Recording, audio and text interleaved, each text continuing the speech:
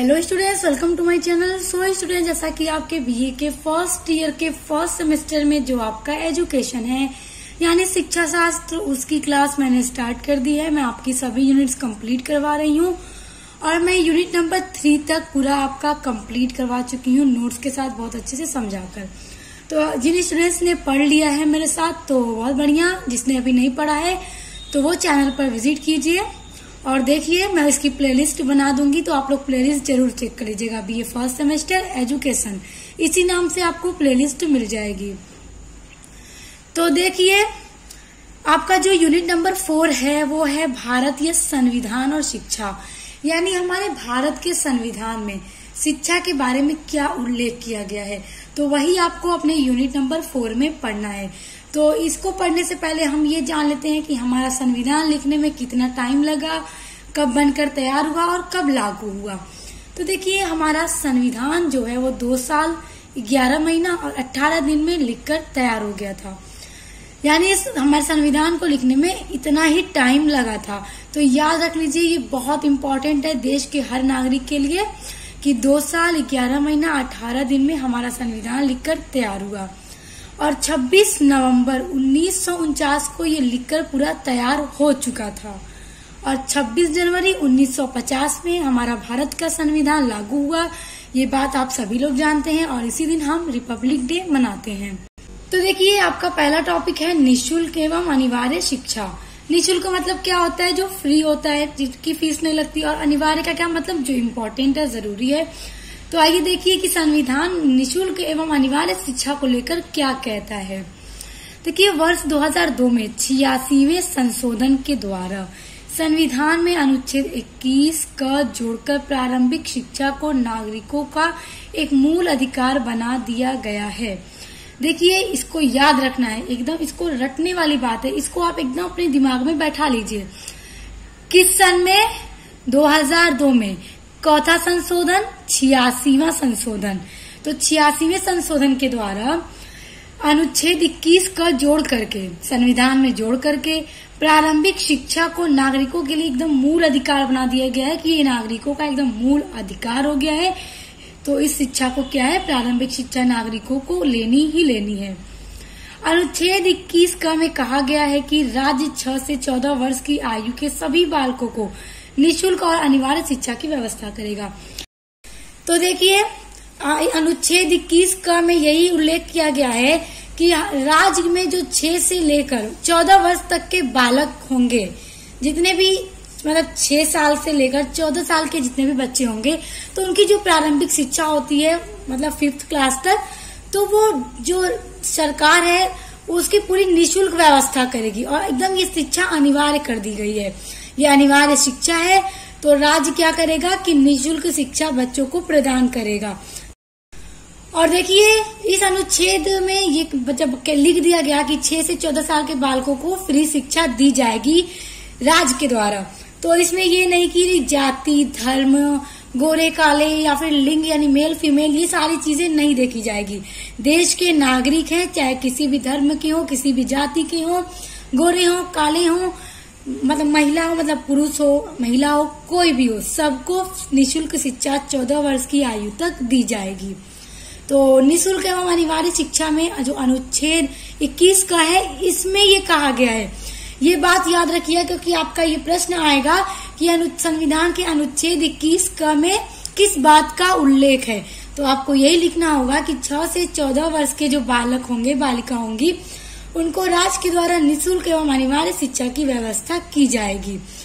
तो ये सारी चीजें याद कर लीजिए। दूसरा पॉइंट है अल्पसंख्यकों की शिक्षा।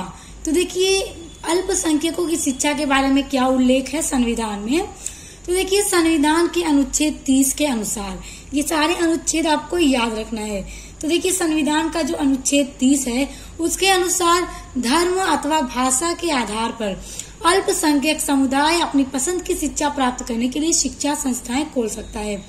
देखिए, इसको समझ लीजिए, कहा क्या जा रहा है कि संविधान में जो अनुच्छेद 30 है तो उसमें इस बात का उल्लेख किया गया है कि धर्म के आधार पर या फिर भाषा के आधार पर अल्पसंख्यक समुदाय, अल्पसंख्यक समुदाय वो मतलब जो धर्म के आधार पर कम हो, कम उनका मतलब अल्पसंख्यक हो, भाषा के आधार पर उनकी संख्या कम हो या धर्म के आधार पर कम हो, तो इस बात का उल्लेख है संविधान में कि वो अपनी पसंद की इच्छा को प्राप्त करने के लिए, क्योंकि अब उनकी वो अल्पसंख्यक समुदाय, उनके भाषा के आधार पर उनकी संख्या भी कम है और धर्म के आधार पर उनकी संख्या भी क्या है, कम है। तो इस बात का भी उल्लेख है कि अगर वो चाहें अपने पसंद की मतलब की शिक्षा प्राप्त करना, पढ़ना, तो वो अपने अकॉर्डिंग संस्थाएं खोल सकते हैं। कैसी संस्था? शिक्षा की संस्थाएं, जो स्कूल कॉलेज होते हैं वो खोल सकते हैं, उसमें शिक्षा प्राप्त कर सकते हैं जो उनको पसंद हो। तो ये भी संविधान के अनुच्छेद 30 में लिखा गया है।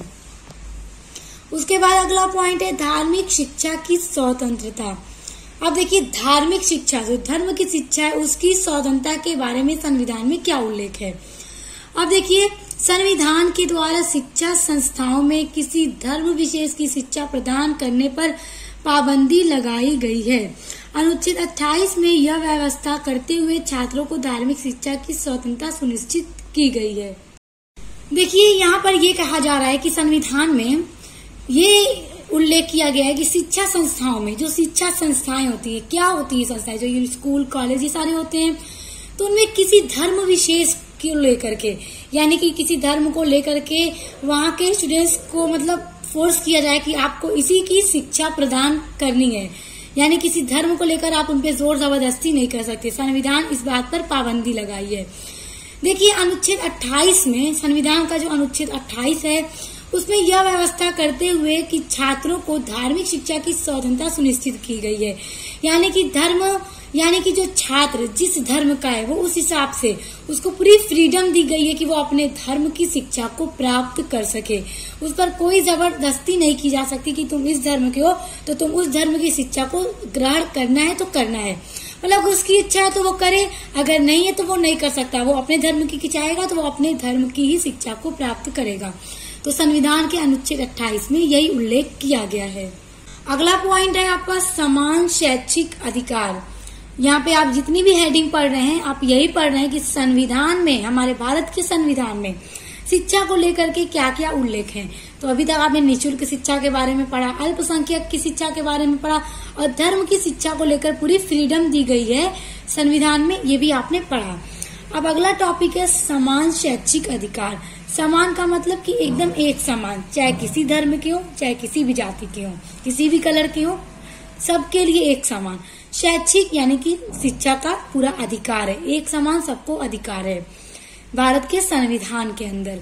देखिए अनुच्छेद 29 में यही बात का वर्णन किया गया है। देखिए पहला पॉइंट है इसमें कि भारत के राज्य क्षेत्र या उसके किसी हिस्से के निवासी नागरिकों के समूह को अपनी विशेष भाषा, लिपि या संस्कृति को बनाए रखने का अधिकार होगा। यानी कि भारत के किसी भी राज्य में, किसी भी क्षेत्र में कोई भी नागरिक रह रहा है, कोई भी निवासी रह रहा है, तो उसको अपने विशेष भाषा का, अपनी लिपि या जो भी उसकी संस्कृति है उसको बनाए रखने का पूरा अधिकार दिया गया है। उस पर कोई जोर जबरदस्ती नहीं है कि तुम ऐसा नहीं कर सकते, अपनी भाषा या अपनी संस्कृति को बनाए रखने का तुम्हें अधिकार नहीं है, ये कभी नहीं कहा गया संविधान में। संविधान में यही लिखा गया है कि सबको अपनी संस्कृति, भाषा या लिपि को बनाए रखने का पूरा अधिकार है। देखिए दूसरा पॉइंट है कि राज्य सरकार द्वारा संचालित या सहायता प्राप्त किसी भी व्यक्ति को धर्म, जाति, रंग या भाषा के आधार पर प्रवेश के लिए मना नहीं किया जाएगा। यानी कि अगर किसी राज्य में यूनिवर्सिटी या फिर कॉलेज राज्य सरकार द्वारा संचालित किया गया है या फिर वो यूनिवर्सिटीज या कॉलेज राज्य सरकार की सहायता प्राप्त है, यानी कि सरकार उनकी सहायता प्राप्त करती, उनको सहायता देती है, तो ऐसे किसी भी संस्था में किसी भी व्यक्ति को उसके धर्म को लेकर, जाति को लेकर या उसके रंग या भाषा को लेकर उसे उसमें एडमिशन लेने के लिए कभी मना नहीं किया जाएगा।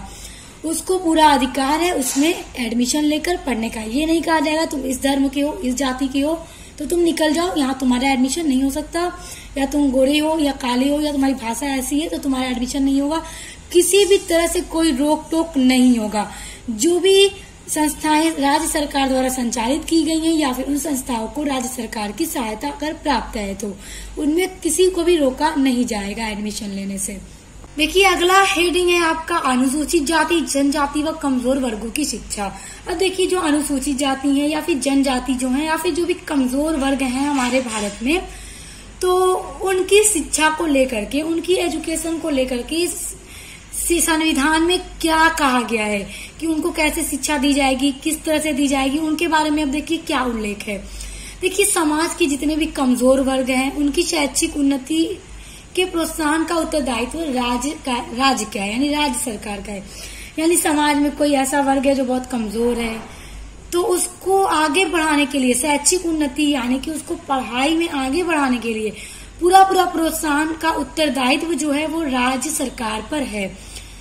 मतलब राज्य सरकार उसको प्रोत्साहित करेगी, उसकी पूरी मदद करेगी। संविधान के अनुच्छेद 46 के अंतर्गत ये कहा गया है। अब देखिए, संविधान के कौन से अनुच्छेद में? 46वें अनुच्छेद में। ये बात आपको याद रखनी है कि किस अनुच्छेद में क्या क्या बातें कही गई हैं। तो देखिए, 46वां अनुच्छेद जो है हमारे संविधान का, उसके अंदर ये बात का उल्लेख है कि राज्य कमजोर वर्गों, विशेषकर अनुसूचित जाति व जनजाति का शैक्षिक तथा आर्थिक उन्नति को विशेषकर रूप से प्रोत्साहित करेगा। यानी जो राज्य सरकार है वो क्या करेगी, जितने भी समाज में कमजोर वर्ग हैं, कमजोर लोग हैं, विशेष करके जो अनुसूचित जाति और जनजाति हैं, ये सारे क्या है, कमजोर वर्ग, तो उनकी शिक्षा के लिए या फिर उनकी आर्थिक उन्नति के लिए क्या है कि राज्य पूरी तरह से उनको प्रोत्साहित करेगा तथा उनको सामाजिक अन्याय व धोखे से भी बचाएगा। क्योंकि जो कमजोर वर्ग होते हैं उनके साथ अक्सर सामाजिक अन्याय किया जाता है। समाज के लोगों के द्वारा, जो ऊंचे वर्ग हैं उनके द्वारा उनके साथ अन्याय किया जाता है। तो मतलब सरकार उन्हें अन्याय व धोखे से भी बचाएगी, इस बात का पूरा उल्लेख है। इस प्रकार से संविधान में समाज के सभी वर्गों की शिक्षा व उन्नति के अवसर सुनिश्चित हैं। यानी हमारे संविधान में चाहे कोई भी वर्ग हो, कमजोर हो, ऊंचा हो, कोई भी वर्ग हो, सबकी शिक्षा को लेकर और उनकी उन्नति को लेकर सभी के लिए पूरा अवसर सुनिश्चित किया गया है। आपकी अगली हेडिंग है शिक्षा के संवैधानिक प्रावधान, यानी संविधान में शिक्षा को लेकर क्या क्या प्रावधान है।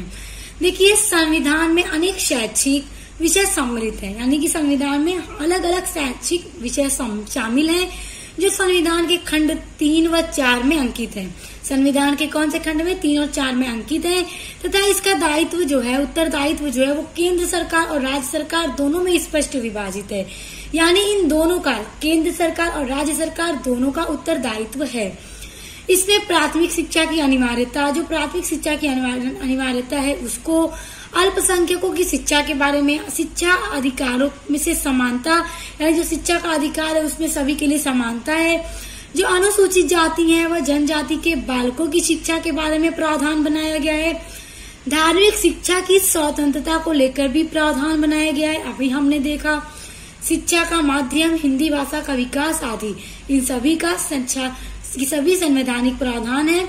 आई होप स्टूडेंट्स की आज की वीडियो में आपके यूनिट नंबर 4 का जो टॉपिक था भारतीय संविधान और शिक्षा, तो उसमें आप सब समझ गए होंगे कि संविधान में शिक्षा को लेकर के किन किन बातों का उल्लेख किया गया है।